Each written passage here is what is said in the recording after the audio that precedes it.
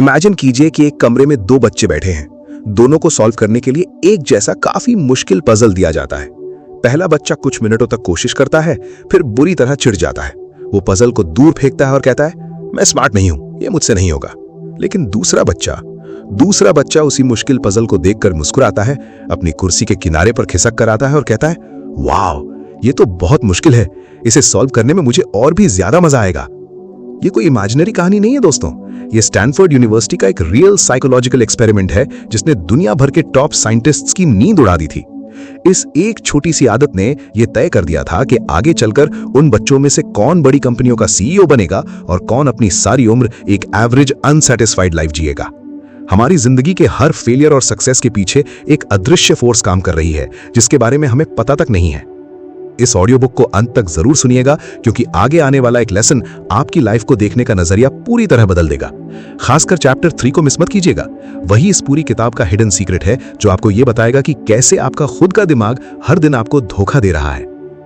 Hello book byte audio family, welcome back. आज हम जिस मास्टरपीस की गहराइयों में उतरने वाले हैं उसका नाम है माइंडसेट रिवाइज्ड एंड अपडेटेड, जिसे लिखा है विश्व प्रसिद्ध मनोवैज्ञानिक डॉक्टर कैरल एस ड्वेक ने। वीडियो के एंड तक हमारे साथ बने रहिएगा क्योंकि हमेशा की तरह आखिर में मैं आपको इस पूरी किताब की एक पावरफुल और क्विक समरी भी दूंगा ताकि ये बातें आपके दिमाग में हमेशा के लिए छप जाएं। चलिए शुरू करते हैं। Chapter 1, the invisible prison of the mind, दिमाग की अदृश्य जेल। डॉक्टर कैरल ड्वेक कहती हैं कि हम सभी मुख्य रूप से दो तरह के माइंडसेट के साथ अपनी जिंदगी जीते हैं, फिक्स्ड माइंडसेट और ग्रोथ माइंडसेट। फिक्स्ड माइंडसेट वाले लोग ये मानते हैं कि उनकी बुद्धि, उनका टैलेंट और उनकी काबिलियत जन्म से तय होती है। उनके लिए दुनिया एक टेस्ट की तरह है जहां हर सिचुएशन में उन्हें खुद को स्मार्ट साबित करना है। वहीं दूसरी तरफ ग्रोथ माइंडसेट वाले लोग ये मानते हैं कि उनकी खूबियां सिर्फ एक शुरुआती बिंदु, स्टार्टिंग पॉइंट है। मेहनत, लगन और सही स्ट्रैटेजी से किसी भी स्किल को डेवलप किया जा सकता है। आखिर इंसान ऐसा क्यों सोचता है? इसके पीछे हमारी ईगो यानी अहंकार का बहुत बड़ा हाथ है। फिक्स्ड माइंडसेट असल में हमारी ईगो का एक डिफेंस मैकेनिज्म है। जब भी हम फेल होते हैं तो फिक्स्ड माइंडसेट हमें यह महसूस कराता है कि मैं फेल हो गया मतलब मैं बेवकूफ हूं। इस भयंकर दर्द से बचने के लिए इंसान नई चुनौतियों से ही भागने लगता है। उसे डर लगता है कि अगर उसने कुछ नया ट्राई किया और वो फेल हो गया तो दुनिया उसके टैलेंट पर शक करेगी। आज के कॉर्पोरेट वर्ल्ड या स्टार्टअप कल्चर को ही ले लीजिए। मान लीजिए एक ऑफिस में बॉस अपने एम्प्लॉय को उसके प्रोजेक्ट पर कुछ फीडबैक देता है। अगर उस एम्प्लॉय का फिक्स्ड माइंडसेट है तो वो इस फीडबैक को एक पर्सनल अटैक की तरह लेगा। उसे लगेगा जैसे बॉस ने उसके टैलेंट को नीचा दिखाया है। वो डिफेंसिव हो जाएगा, ऑफिस पॉलिटिक्स का रोना रोएगा और कभी खुद को इंप्रूव नहीं करेगा। वहीं एक ग्रोथ माइंडसेट वाला इंसान उसी फीडबैक को एक डेटा की तरह लेगा। वो सोचेगा, ठीक है, इस बार प्रोजेक्ट अच्छा नहीं बना, मतलब मुझे अभी इसमें और सीखना बाकी है। यार सच कहूं तो हम में से ज्यादातर लोग इसी फिक्स्ड माइंडसेट की जेल में बंद हैं। हम अपनी गलतियों को अपनी पहचान बना लेते हैं। आज से ही अपने ट्रिगर्स को पहचानें। जब भी कोई आपको क्रिटिसाइज करे या आप किसी काम में फेल हो तो ध्यान दें कि आपके अंदर की आवाज क्या कह रही है। क्या वो कह रही है कि तुम किसी काम के नहीं हो? अगर हां, तो उसे तुरंत रोकें और खुद से कहें कि ये क्रिटिसिज्म मेरे बारे में नहीं है, ये सिर्फ मेरे काम के एक तरीके के बारे में है जिसे मैं बदल सकता हूं। दोस्तों, आगे बढ़ने से पहले मैं आपसे एक सवाल पूछना चाहता हूं। नीचे कमेंट करके बताइए कि इस समय आपकी लाइफ का सबसे बड़ा डिस्ट्रैक्शन क्या है? क्या वो सोशल मीडिया की एंडलेस स्क्रॉलिंग है या कुछ और? मैं हर एक कमेंट पढ़ता हूं और रिप्लाई भी करता हूं। और हाँ, ऐसी डीप और लाइफ चेंजिंग वीडियोस बनाने में बहुत मेहनत और रिसर्च लगती है। अगर आपको यह वीडियो पसंद आ रही है और आप अपनी लाइफ को बेहतर बनाना चाहते हैं तो प्लीज चैनल को सब्सक्राइब जरूर करें। आपका एक क्लिक हमें बहुत मोटिवेट करता है। Chapter 2, the myth of natural talent, Sharma ji के बेटे का भ्रम। हमारा समाज नेचुरल टैलेंट को बहुत ज्यादा पूछता है। हमें लगता है कि जो इंसान बिना मेहनत के किसी काम में टॉप कर ले वही असली जीनियस है। लेकिन यह किताब इस धारणा को पूरी तरह से चकनाचूर कर देती है। प्रयास यानी एफर्ट किसी भी सफलता की सबसे बड़ी चाबी है। Becoming is better than being, बनते रहना कुछ बन जाने से कहीं बेहतर है। जब बचपन में बच्चों को उनकी बुद्धिमानी यानी इंटेलिजेंस के लिए सराहा जाता है, जैसे तुम कितने स्मार्ट हो, तुमने तो बिना पढ़े ही टॉप कर लिया, तो हम अनजाने में उनके अंदर फिक्स्ड माइंडसेट डाल देते हैं। बच्चे ये सोचने लगते हैं कि स्मार्ट होने का मतलब है बिना मेहनत के सफल होना। जैसे ही उन्हें जिंदगी में कोई मुश्किल टास्क मिलता है वो हार मान लेते हैं क्योंकि उन्हें लगता है कि मेहनत करना तो बेवकूफों का काम है। हमें अपने आसपास वो टिपिकल शर्मा जी का बेटा या मोहल्ले का वो टॉपर बच्चा तो याद ही होगा जिसे बचपन से जीनियस कहा जाता था। स्कूल तक तो सब ठीक था क्योंकि सिलेबस आसान था, लेकिन जब वो बच्चा रियल वर्ल्ड में आया जहां कॉलेज का प्रेशर, जॉब के रिजेक्शंस और स्टार्टअप के फेलियर्स ने उसे हिट किया तो वो पूरी तरह से टूट गया। क्यों? क्योंकि उसे कभी फेल होना सिखाया नहीं गया था। उसे लगता था कि दुनिया उसे रेड कार्पेट पर रिसीव करेगी क्योंकि वो नेचुरली स्मार्ट है। जब ऐसा नहीं हुआ तो उसने कोशिश करनी ही छोड़ दी। अपनी तारीफ करने का और दूसरों की तारीफ करने का तरीका बदलें। कभी भी टैलेंट या स्मार्टनेस की तारीफ ना करें। हमेशा प्रोसेस, मेहनत, फोकस और कंसिस्टेंसी की तारीफ करें।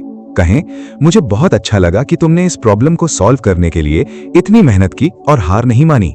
Chapter 3, the power of yet, the hidden secret, अभी तक। यही वो सीक्रेट चैप्टर है दोस्तों, जिसका मैंने शुरुआत में जिक्र किया था। कृपया इसे बहुत ध्यान से सुनिएगा, क्योंकि ये हिस्सा आपकी पूरी जिंदगी बदल सकता है। जब आप किसी चीज में फेल होते हैं तो आपका दिमाग तुरंत एक कंक्लूजन निकाल लेता है, लेकिन डॉक्टर ड्वेक हमें एक जादुई शब्द देती हैं, येट, अभी तक नहीं। ये सिर्फ एक शब्द नहीं है, ये यूनिवर्स के एक बहुत बड़े सच को स्वीकार करने का तरीका है। जब आप कहते हैं मैं ये नहीं कर सकता, तो आप अपने दिमाग के दरवाजे बंद कर देते हैं। लेकिन जब आप कहते हैं मैं ये अभी तक नहीं कर पाया हूं, तो आप अपने ब्रेन को एक लर्निंग स्टेट में शिफ्ट कर देते हैं। विज्ञान इसे न्यूरोप्लास्टिसिटी कहता है, यानी आपके दिमाग का फिजिकली बदलना और ग्रो करना। इस पल में एक बहुत गहरी फिलॉसफी काम करती है। किसी भी फेलियर के बाद रिएक्ट करने से पहले खुद से पूछें, मैं क्या अजम्पशंस बना रहा हूं, क्या वे वैलिड हैं? शायद आप ये मान रहे हैं कि आप गणित में कमजोर हैं, पर क्या ये यूनिवर्स का अल्टीमेट सच है? नहीं, यूनिवर्स का सच ये है कि आपका दिमाग हर नई चीज सीख सकता है। आपका कमजोर होना सिर्फ एक टेम्पररी अवस्था है, कोई परमानेंट सच्चाई नहीं। आज के समय में हम फाइनेंशियल स्ट्रेस से घिरे हैं। हम दूसरों को इंस्टाग्राम पर करोड़ों की गाड़ियां चलाते देखते हैं और सोचते हैं मैं तो कभी अमीर नहीं बन सकता, मुझे तो इन्वेस्टिंग समझ ही नहीं आती। ये फिक्स्ड माइंडसेट की आवाज है जो आपको जिंदगी भर गरीब रखेगी। जिस दिन आप इस सेंटेंस को बदलकर कहेंगे मुझे इन्वेस्टिंग समझ नहीं आती येट, अभी तक, उसी दिन से आपका दिमाग यूट्यूब पर, किताबों में और पॉडकास्ट्स में इसके सॉल्यूशंस ढूंढने लगेगा। अपनी डिक्शनरी में येट वर्ड को आज ही शामिल कर लें। जब भी आप खुद को कोई नेगेटिव बात बोलते हुए पकड़ें, जैसे मुझे अच्छी जॉब नहीं मिल सकती, तो तुरंत उसके आगे लगा दें मुझे अच्छी जॉब नहीं मिल सकती अभी तक। ये छोटा सा बदलाव आपकी ब्रेन केमिस्ट्री बदल देगा। Chapter 5, relationships and the mindset trap, रिश्तों में माइंडसेट का जाल। ये किताब सिर्फ करियर या पैसों के बारे में नहीं है। डॉक्टर ड्वेक बताती हैं कि माइंडसेट हमारी लव लाइफ और रिश्तों को कैसे बर्बाद करता है। फिक्स्ड माइंडसेट वाले लोग मानते हैं कि अगर दो लोग सच में एक दूसरे के लिए बने हैं तो उनके बीच कभी कोई झगड़ा नहीं होना चाहिए। उन्हें लगता है कि सच्चा प्यार जादुई होता है, जहां पार्टनर बिना कहे ही सब कुछ समझ जाता है। ये माइंड रीडिंग की उम्मीद हमारे रिश्तों में जहर घोल देती है। जब पार्टनर हमारी बात बिना कहे नहीं समझ पाता, तो हम ये सोचने लगते हैं कि शायद हम कंपैटिबल ही नहीं हैं। हम इस बात को भूल जाते हैं कि कोई भी रिश्ता अपने आप नहीं चलता, उसे बनाना पड़ता है, ग्रो करना पड़ता है। सोचिए, दो वर्किंग पार्टनर्स हैं, दोनों दिन भर काम करके थके हुए घर आते हैं। घर के कामों को लेकर बहस होती है। फिक्स्ड माइंडसेट वाला व्यक्ति सोचेगा अगर इसे मेरी फिक्र होती तो ये खुद ही मेरी मदद कर देता, हमारा तो रिश्ता ही खराब है। और इसी सोच के साथ छोटे छोटे झगड़े ब्रेकअप या डाइवोर्स तक पहुंच जाते हैं। वहीं ग्रोथ माइंडसेट वाले पार्टनर समझते हैं कि रिश्ते एक स्किल की तरह है। अगर प्रॉब्लम है तो हमें अपनी कम्युनिकेशन सुधारनी होगी। वे एक साथ बैठते हैं और प्रॉब्लम को सॉल्व करते हैं। ये उम्मीद करना छोड़ दें कि आपका पार्टनर आपकी हर बात बिना कहे समझ जाएगा। अगर आपको कुछ चाहिए या किसी बात से तकलीफ है तो स्पष्ट रूप से कम्युनिकेट करें। हर झगड़े को रिश्ते के अंत की तरह देखने के बजाय उसे एक दूसरे को गहराई से समझने के मौके की तरह देखें। दोस्तों, हमने इस मास्टरपीस की गहराइयों को छू लिया है। जैसा कि मैंने वादा किया था, आइए इस पूरी किताब की सीख को कुछ पावरफुल बुलेट पॉइंट्स में समेट लेते हैं, ताकि ये आपके दिमाग में हमेशा के लिए फिक्स हो जाए। 1. Your abilities are malleable. आपका दिमाग एक मसल की तरह है। आप जितनी इसे चुनौती देंगे, ये उतना ही तेज होगा। टैलेंट जन्म से तय नहीं होता। 2. Embrace failures as feedback. गलतियां इस बात का सबूत नहीं है कि आप बेवकूफ हैं, वे सिर्फ ये बताती हैं कि आपको अपनी स्ट्रैटेजी बदलने की जरूरत है। 3. Praise process, not intelligence. बच्चों और खुद को कभी भी स्मार्ट होने के लिए नहीं, बल्कि उनकी मेहनत और फोकस के लिए सराहें। 4. The magic of yet. Her negative विचार के अंत में येट जोड़ें। मैं नहीं कर सकता को मैं अभी तक नहीं कर सकता में बदलें। 5. Relationships require effort. कोई भी रिश्ता परफेक्ट नहीं होता।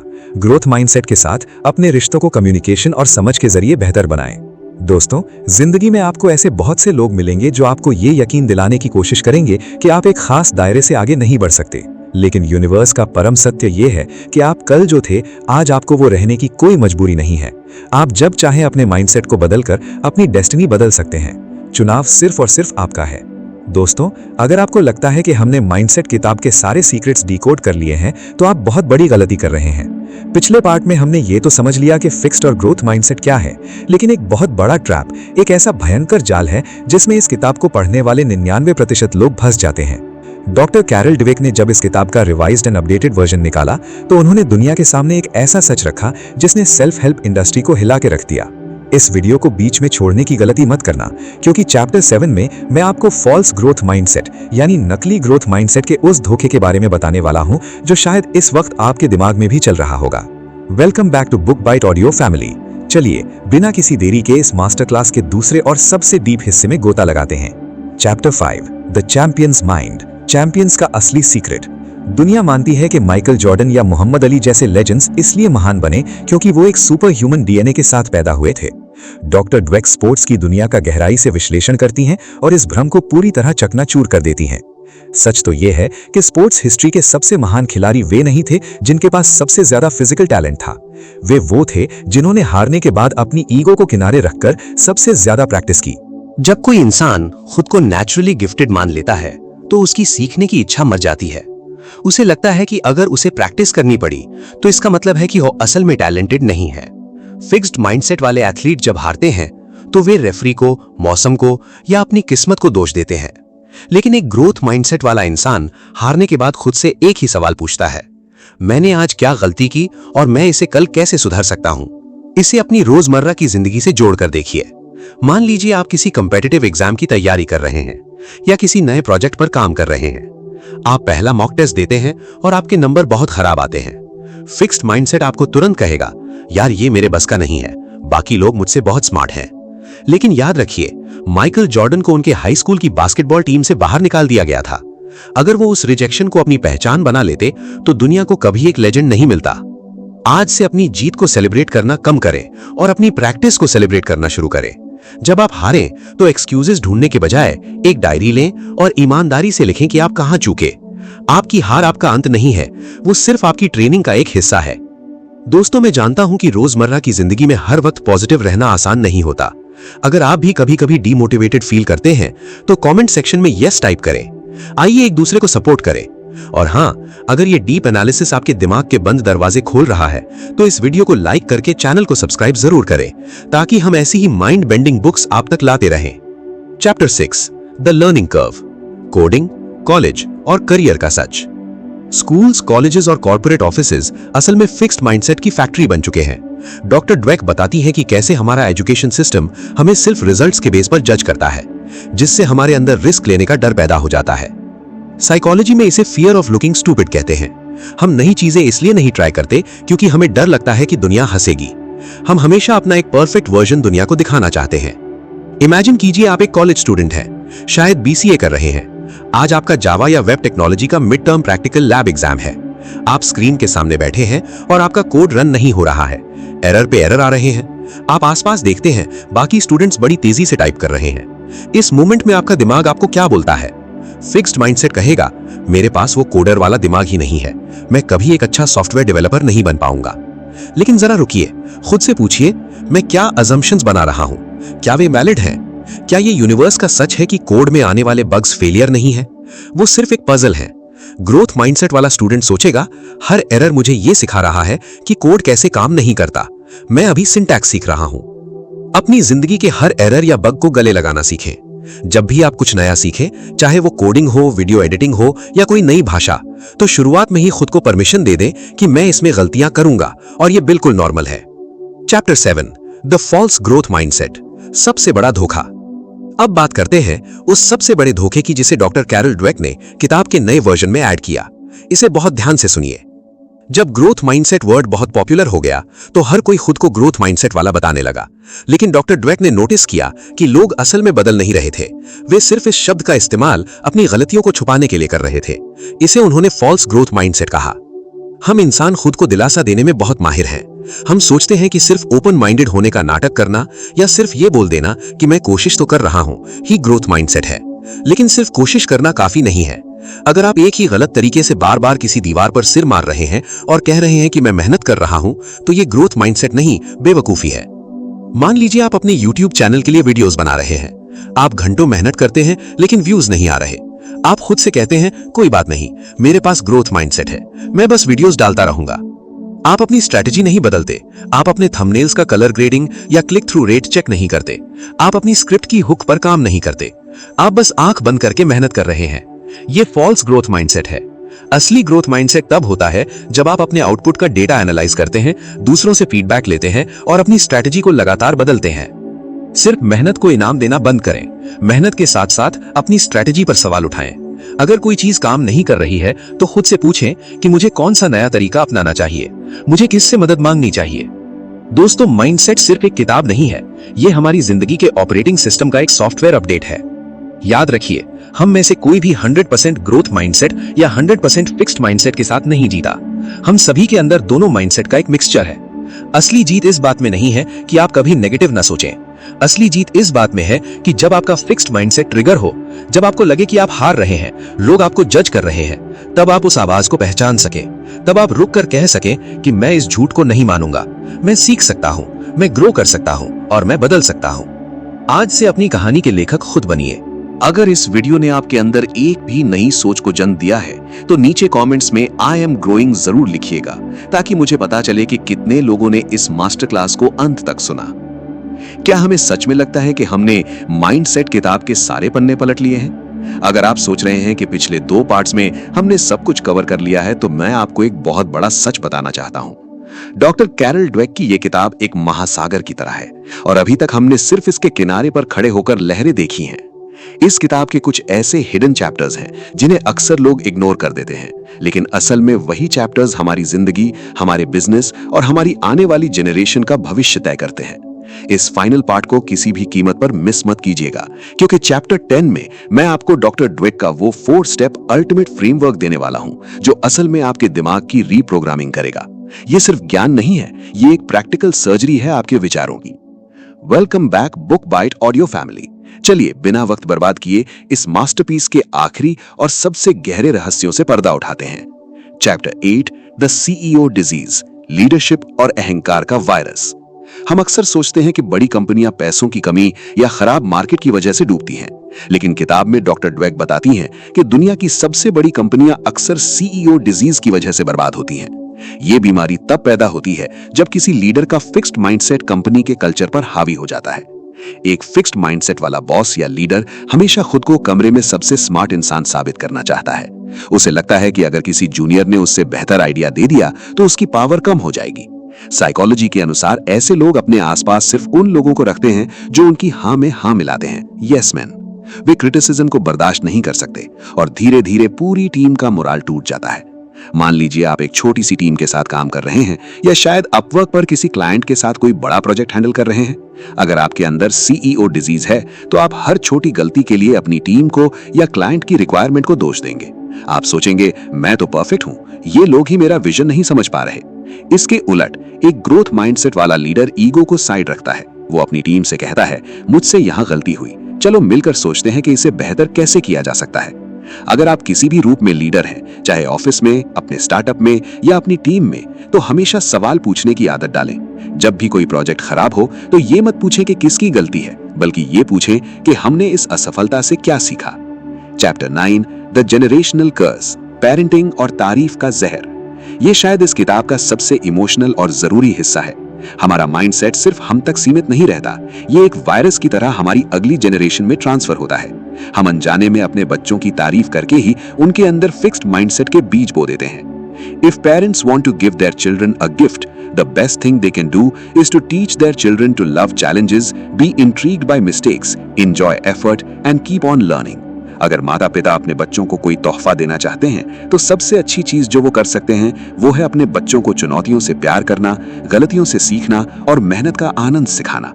जब हम किसी बच्चे को कहते हैं बेटा तुम तो पैदाइशी होशियार हो या तुम कितने टैलेंटेड हो, तो हम उसे एक अदृश्य पिंजड़े में कैद कर देते हैं। बच्चे के दिमाग में ये छप जाता है कि उसकी वैल्यू उसके टैलेंट में है। अगली बार जब उसे कोई मुश्किल काम मिलता है तो वो उसे करने से मना कर देता है, क्योंकि उसे डर लगता है कि अगर वो फेल हुआ तो उसके माता पिता उसे होशियार नहीं मानेंगे। जरा सोचिए, जब आप घर पर अपने बेटे को या किसी छोटे बच्चे को कोई नया खेल खेलते या कुछ नया सीखते हुए देखते हैं, वो बार बार गिरता है, कोशिश करता है। अगर आप उस वक्त सिर्फ उसके सफल होने पर ताली बजाते हैं तो आप उसे रिजल्ट ओरिएंटेड बना रहे हैं, लेकिन अगर आप तब मुस्कुराते हैं जब वो गिरकर दोबारा उठता है तो आप उसके अंदर एक फाइटर पैदा कर रहे हैं। आपके कहे हुए शब्द कल उस बच्चे की इनर वॉइस बनने वाले हैं। आज से ही अपने घर में तारीफ करने की डिक्शनरी बदल दीजिए। बच्चों को उनके टैलेंट के लिए नहीं, बल्कि उनके संघर्ष, उनके फोकस और कभी हार ना मानने वाले एटीट्यूड के लिए सराहें। उनसे कहें कि मुझे गर्व है कि तुमने इस मुश्किल काम को बीच में नहीं छोड़ा। दोस्तों, हम वीडियो के सबसे इंपॉर्टेंट पार्ट की तरफ बढ़ रहे हैं, पर उससे पहले अगर इस किताब की फिलॉसफी ने आपके सोचने के तरीके में थोड़ा सा भी बदलाव किया है तो अभी इस वीडियो को लाइक करें। आपके लाइक करने से YouTube का एल्गोरिदम इस पॉजिटिव नॉलेज को उन लोगों तक पहुंचाता है जिन्हें शायद आज इसकी बहुत जरूरत है। चैप्टर 10, द पर्सोना, अपने अंदर के विलन को नाम देना। ये डॉक्टर कैरल ड्वेक का अल्टीमेट सॉल्यूशन है। आप सिर्फ ये बोलकर ग्रोथ माइंडसेट नहीं पा सकते कि मैं आज से पॉजिटिव सोचूंगा। आपको अपने फिक्स्ड माइंडसेट को एक अलग पहचान देनी होगी। जब हम अपने फिक्स्ड माइंडसेट को अपनी ही पर्सनालिटी का हिस्सा मानते हैं तो उससे लड़ना बहुत मुश्किल हो जाता है। डॉक्टर ड्वेक कहती हैं कि अपने फिक्स्ड माइंडसेट को एक नाम दें। इसे एक अलग इंसान, पर्सोना की तरह ट्रीट करें, जो डरपोक है, जो बदलाव से घबराता है और जो आपकी ईगो को बचाना चाहता है। मान लीजिए आप एक नया व्लॉग शूट कर रहे हैं या किसी नए वीडियो के लिए एक बहुत अलग सा थंबनेल डिजाइन कर रहे हैं। अचानक आपके अंदर से आवाज आती है, ये मत कर, लोग मजाक उड़ाएंगे, अगर व्यूज नहीं आए तो बेइज्जती हो जाएगी। ये आवाज आप नहीं है, ये आपका फिक्स्ड माइंडसेट पर्सोना है। मान लीजिए आपने इस पर्सोना का नाम रखा है डरपोक रमेश या कोई भी फनी नाम। जब ये आवाज आए तो आपको साइकोलॉजिकली खुद से दूर हटकर कहना है, अच्छा रमेश, तू फिर आ गया मुझे डराने। मैं मानता हूं कि इसमें रिस्क है, लेकिन मैं ये ट्राई करने वाला हूं, तो शांति से बैठकर देख। The 4 step master plan. Embrace, स्वीकार करें। मान लें कि आपके अंदर भी एक फिक्स्ड माइंडसेट मौजूद है। आइडेंटिफाई ट्रिगर्स, ट्रिगर्स पहचानें। क्या वो नया प्रोजेक्ट शुरू करते वक्त बाहर आता है या किसी क्रिटिसिज्म के वक्त? नेम इट, उसे नाम दे। अपने उस फिक्स्ड माइंडसेट को एक फनी या अलग सा नाम दे। एजुकेटेड, उसे सिखाएं। जब वो आपको डराए तो उससे लड़े नहीं, उसे समझाएं कि फेलियर एक लर्निंग प्रोसेस है और उसे अपने साथ इस नए सफर पर ले चलें। तो दोस्तों, ये था माइंडसेट किताब का पूरा अनफिल्टर्ड और सबसे गहरा सच। इस पूरी यात्रा का सबसे बड़ा सबक ये है कि आप कोई पत्थर की मूर्त नहीं है। You are not a finished product. हम इंसान एक नदी की तरह हैं जो हमेशा बहती है, अपना रास्ता बदलती है और पत्थरों को काटकर आगे बढ़ती है। चाहे आप बिजनेस में हो, कॉलेज के एग्जाम्स में उलझे हों या अपने बच्चों की परवरिश कर रहे हों, याद रखिएगा कि आपकी करंट सिचुएशन सिर्फ एक डेटा पॉइंट है, ये आपकी पूरी कहानी नहीं है। जब आप अगली बार किसी मुश्किल में फंसें तो गहरी सांस लें और खुद से कहें, मैं क्या अजम्पशंस बना रहा हूं, क्या वो वैलिड हैं? और सबसे जरूरी बात, मैं ये काम अभी तक नहीं कर पाया हूं, लेकिन मैं इसे सीख कर रहूंगा। दोस्तों, हमने एक लंबा सफर तय किया है। हमने माइंडसेट की गहराइयों में गोता लगाया, अपने अंदर छिपे हुए डर का सामना किया और अपने दिमाग के उस धोखे को समझा जो सालों से हमें पीछे खींच रहा था। लेकिन कोई भी ज्ञान तब तक सिर्फ एक थियरी रहता है जब तक आप उसे अपनी रगों में उतार न लें। आज इस मास्टर क्लास के फिनाले में मैं आपको उन सभी 10 लेसन्स का एक ऐसा ब्रेन टैटू देने वाला हूं जो ताउम्र आपके दिमाग में छपा रहेगा। आप जब भी जिंदगी में हार मान रहे होंगे, ये लेसन्स आपको वापस खड़ा कर देंगे। ध्यान से सुनिएगा, क्योंकि ये महज एक समरी नहीं है, ये आपकी नई जिंदगी का मैनिफेस्टो है। लेसन 1, दिमाग एक मांसपेशी है, पत्थर नहीं। The invisible prison. आपकी बुद्धिमानी या इंटेलिजेंस कोई फिक्स्ड टैटू नहीं है जिसे मिटाया ना जा सके। ये एक मसल की तरह है, जितना आप इसे मुश्किलों से टकराएंगे, ये उतनी ही मजबूत होगी। फिक्स्ड माइंडसेट आपको एक पिंजरे में रखता है, जबकि ग्रोथ माइंडसेट आपको उस पिंजरे की चाबी सौंपता है। लेसन 2, टैलेंट दुनिया का सबसे बड़ा झूठ है। The myth of natural talent. जन्मजात टैलेंट सिर्फ एक स्टार्टिंग पॉइंट होता है। जो इंसान खुद को नेचुरली स्मार्ट मान लेता है, उसकी ग्रोथ वहीं रुक जाती है। असली जादू आपके एफर्ट और आपकी मेहनत में है। शर्मा जी के बेटे का टैग एक श्राप है, कोई वरदान नहीं। लेसन 3, ब्रह्मांड का सबसे जादुई शब्द, yet. The power of yet. जब भी फेल हो तो ये ना कहें कि मैं ये नहीं कर सकता, हमेशा कहें कि मैं ये अभी तक नहीं कर पाया हूं। ये एक छोटा सा शब्द येट आपके दिमाग के बंद दरवाजों को खोलकर उसे सॉल्यूशन ढूंढने की मशीन बना देता है। लेसन 4, प्यार कोई माइंड रीडिंग नहीं है। Relationships and the mindset trap. सच्चे रिश्ते स्वर्ग में नहीं बनते, वे जमीन पर मेहनत से बनाए जाते हैं। अगर आप सोचते हैं कि आपका पार्टनर बिना कहे आपकी हर बात समझ जाएगा, तो आप एक धोखे में हैं। रिश्ते को एक स्किल की तरह ट्रीट करें, बात करें, लड़ें, समझें और एक साथ ग्रो करें।